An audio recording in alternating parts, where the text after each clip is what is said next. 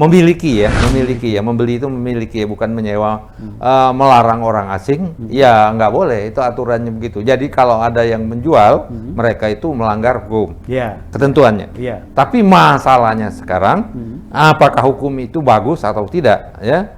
Yang melarang orang asing membeli pulau itu. Bagus, maksudnya tepat atau tidak? Iya, itu.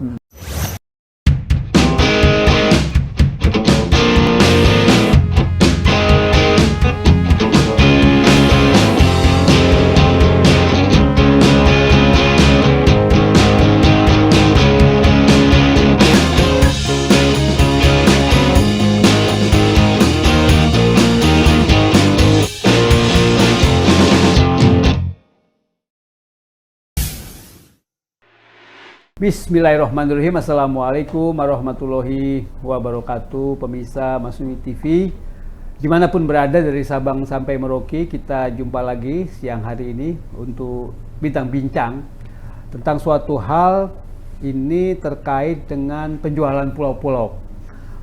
Konon ada berita di CNN Indonesia itu sekitar 200 pulau sudah dijual ya, lewat pialang internasionalnya. Ini melalui iklan-iklan ya di media online. Kita ketahui bahwa banyak peraturan-peraturan ya terkait dengan penjualan pulau-pulau kecil ini ya. Beberapa kementerian itu mengatur, ada peraturan pemerintah, ada peraturan menteri dari berbagai kementerian sudah mengatur itu. Tapi tetap saja ya yang namanya jual beli pulau ini sepertinya makin marak dan makin seperti terbuka begitu ya. Artinya kalau sudah di-online kan begitu sudah jadi terbuka. Nah, untuk bahas ini tentunya menarik. Kita akan mendengar bagaimana ulasan dari Pak Al-Mizan Ulfa yang beliau ini kebetulan adalah ex-peneliti di Kementerian Keuangan, bisa menyampaikan nanti bagaimana ulasan beliau tentang penjualan pulau-pulau ini, termasuk berita yang disebutkan bahwa Bahlil itu Menteri Investasi juga menjual sumur minyak. Nah ini menarik ini, jadi apa namanya, bagaimana sih secara hakikatnya ya, secara hukum ya, karena begitu banyak peraturan perundangan di beberapa kementerian ya, yang intinya sebetulnya melarang, tapi ada celah-celah pasal-pasal atau peraturan yang kelihatannya bisa dimanfaatkan oleh mungkin mereka yang ingin ya membeli pulau. Jadi lubang-lubang atau loopholes dari hukum-hukum di Indonesia yang lemah inilah yang mungkin dimanfaatkan oleh para yang menginginkan kepemilikan pulau tersebut. Bagaimana Pak Al-Mizan, kira-kira kalau menurut Pak Al-Mizan nih sebagai peneliti di Kementerian Keuangan, tentunya juga pernah membahas soal ini, tentunya pernah meneliti soal ini. Kira-kira bagaimana pendapat Pak Mizan? Ya baik, ini memang menarik. Tapi posisi kita berada dalam posisi netral ya. Netral, oke. Ya, kita tidak fobia dengan Bahlil yang sering plesetkan menjadi Bahlul ya. Dan kita juga tidak pro ya, pro atau anti jual beli pulau ini. Tapi ada persepsi yang salah di publik ya, menjual pulau seolah-olah menjual negara. Ya ini salah. Ya, menjual pulau itu ya, yang kita jual itu asetnya. Itu pulaunya tetap merupakan bagian dari NKRI. Itu prinsip utamanya dulu. Siapapun pemiliknya, asing atau Indonesia, itu tetap dia harus tunduk kepada hukum Indonesia. Jadi menjual pulau itu sama aja dengan menjual apartemen, menjual tanah ya kepada asing, dan harus tunduk dengan hukum Indonesia. Asal hukumnya memang bagus ya, yang bisa melindungi kepentingan masyarakat banyak, kepentingan negara kita. Kira-kira gitu. Itu dulu Pak. Ya, kalau dulu ada berita di TV, saya juga nonton itu, di video di sosmed juga ada satu rombongan asing ya. Orang-orang asing ini yang baru atau akan ke pulau nih, akan berkunjung ke satu pulau kemudian ya ditahan atau mungkin dihalangi oleh warga setempat gitu. Sama-sama di tengah laut ini, di pulau kapal-kapal kecil gitu ya, dihalangi supaya jangan itu pulau kami tidak bisa masuk ini. Mereka bilang saya sudah beli ini pulaunya gitu kan, jadi ribut di situ gitu kan. Nah, itu sering terjadi. Ini salah itu ya. Kalau yang seperti itu kasusnya karena Undang-Undang Dasar kita menjamin hak-hak adat ya, hak-hak hukum masyarakat adat ya, mengenai tanah-tanah ulayat dan yang lain-lain. Kalau mereka menjual ya pulau-pulau yang dimiliki oleh masyarakat ya, dimiliki oleh hukum adat, itu salah masalahnya. Yang saya katakan tadi pulau-pulau yang nggak punya sengketa, yang pulau-pulau dulunya misalnya tidak berpenghuni, ataupun pulau-pulau yang berpenghuni, tapi rakyatnya bersedia untuk dijual itu. Kalau yang ini jelas salah. Kalau rakyatnya menolak ya, ini hukum adat dijamin itu pasal berapa itu hak-hak adat ya, terutama hak tanah masyarakat adat nggak bisa digusur gitu aja. Ini yang menjual itu jelas-jelas salah dan melanggar konstitusi. Kalau saya pernah dengar dari Rocky Gerung itu pendapatnya bagus ya. Yang kita ketahui kalau kita baca-baca peraturan tentang pulau-pulau kecil itu selalu beberapa peraturan pemerintahan atau peraturan menteri apa gitu ya, ada beberapa kementerian mengatur bahwa 30% pulau-pulau yang di Indonesia ini itu jelas-jelas milik negara. Padahal dulu Gerung pernah ngomong loh, saya juga kaget juga gitu. Yang namanya negara tuh nggak punya pulau, gitu. Istilahnya nggak punya tanah, nggak punya lahan.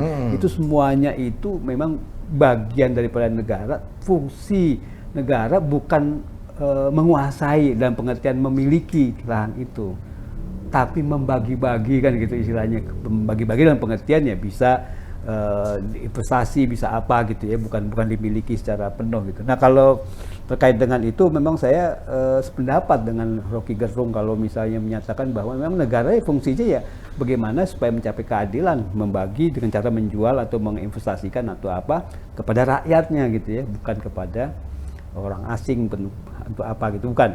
Nah, kaitan dengan ini sebetulnya boleh sih pada dasarnya gitu, boleh apa tidak gitu ya, artinya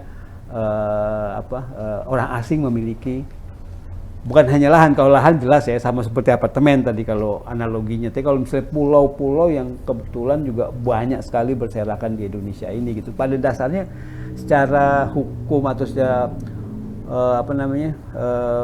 filosofi hukum lah pada dasarnya kalau gitu. Filosofi hukum bagaimana Pak? Lah saya tidak tahu aturannya. Kalau memang aturannya melarang orang asing untuk memiliki ya, membeli itu memiliki ya, bukan menyewa, melarang orang asing, ya nggak boleh, itu aturannya begitu. Jadi kalau ada yang menjual, mereka itu melanggar hukum, ketentuannya.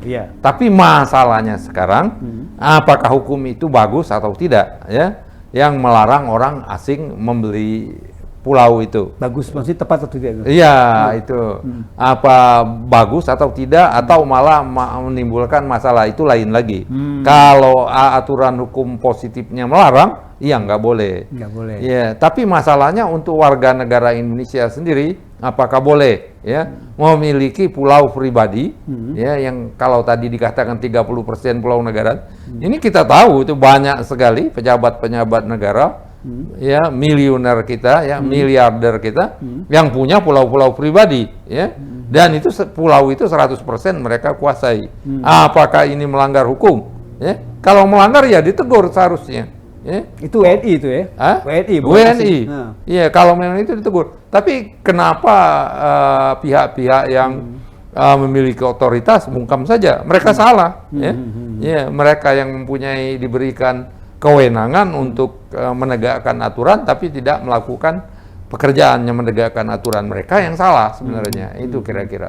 Iya, menarik ini kalau bicara soal pulau-pulau yang dijual belikan gitu ya, itu memang sangat menarik, nggak habis-habis. Karena kalau saya juga baca-baca sedikit gitu ya, peraturannya sih nggak saling bertentangan gitu, tapi banyak loopholes, lubang-lubang, celah yang bisa dimanfaatkan oleh mereka yang berkepentingan gitu. Iya. Nah, kalau menurut atau mungkin saran terbaik dari Pak Mizan ini terkait dengan Undang-Undang Dasar 1945 gitu kan, bumi, air, tanah dan semuanya dikuasai oleh negara dan digunakan sebesar-besarnya untuk kemakmuran rakyat kan, begitu kalau dari Undang-Undang Dasar kita kan seperti itu. Iya, betul. Nah, sebaiknya bagaimana? Soalnya kalau misalnya terkait lagi dengan dengan tadi Rocky Gerung yang saya kutip tadi bahwa seharusnya nggak ada tuh tulisan plang-plang tanah ini milik negara gitu, nggak ada kata-kata itu. Iya, kalau iya. yang saya tangkap gitu ya. Bagaimana kalau menurut Pak ini? Ya kita lihat itu di Pulau Bintan kalau nggak salah di Riau itu ada satu pulau itu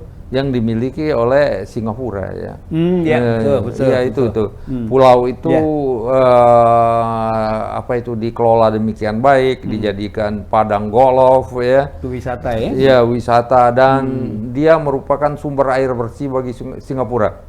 Iya, jadi mereka membuat kolam-kolam yang besar waktu musim hujan dan kemudian air itu dialirin diekspor ke Singapura. Pakai saluran pipa kali gitu. Saluran pipa. Nah, yang ini sebenarnya nggak ada salahnya kan? Ya, kalau seharusnya nilai dari pulau itu kecil sebelumnya, karena ada investasi itu menjadi makmur ya. Kalau rakyatnya memang ada kebagian di situ, yang netes di situ. Dan untuk masuk wilayah itu dulu, apa benar atau tidak saya nggak begitu tahu. Harus pakai paspor itu. Jangan punya Singapura soalnya. Iya, karena itu ada otoritasnya. Ini tinggal aturan hukum aja kan. Ya kita menentukan gimana caranya ya. Yang terang kalau pulau itu dikelola oleh pihak asing atau mereka buat untuk kegiatan apa ya yang lebih produktif ya, yang menguntungkan bagi kita, bukan menguntungkan dari yang memberikan perizinan dan merugikan rakyat banyak. Kalau menurut saya nggak ada salahnya. Kalau tadi pulau itu kosong, kemudian ada yang investasi, memberikan pekerjaan pada penduduknya, memberikan kontribusi pajak kepada negara, ya, dan lain-lain sebagainya, nggak ada masalahnya. Iya, dan tapi memang aturannya harus ditegakkan. Waktu perizinan itu biaya-biayanya itu memang harus masuk ke negara, bukan masuk ke yang beri izin. Itu jadi masalahnya. Berarti contoh kayak Freeport gitu maksudnya Bapaknya? Oh, Freeport itu ya hampir mirip-mirip juga ya, kan artinya. Tambang itu. Iya, tambang emas atau tembaga semuanya di Tembagapura. Itu agak berbeda itu. Agak berbeda ya. Atau masalah tambang eksplorasi ya. Itu masalah eksplorasi hutan, tambang, nikel segala. Itu sebenarnya juga masalahnya itu masalah skill ya, keahlian, modal segalanya ya. Jadi kalau kita masih kekurangan skill, keahlian mengelola itu, kekurangan modal, orang asing juga melaksanakan saya kira nggak masalah. Tapi harus dikelola dengan baik dan harus dijamin betul ya bahwa ini akan bermanfaat bagi bangsa kita, bukan bermanfaat bagi sekelompok orang yang memberikan izin. Biasanya kalau hanya bermanfaat itu akan merugikan rakyat banyak. Betul. Iya. Oke. Terima kasih Pak Mizan. Pencerahannya ya, ulasan-ulasan Pak Mizan tadi luar biasa. Jadi kita mudah-mudahan tercerahkan ya, dengan pendapat dari Pak Mizan tadi. Terima kasih pemirsa Masumi TV. Kita berharap terus like, subscribe, kemudian komen dan share acara kita ini. Kita jumpa lagi nanti untuk topik yang lain. Billahi taufiq wal hidayah. Wassalamualaikum warahmatullahi wabarakatuh. Waalaikumsalam.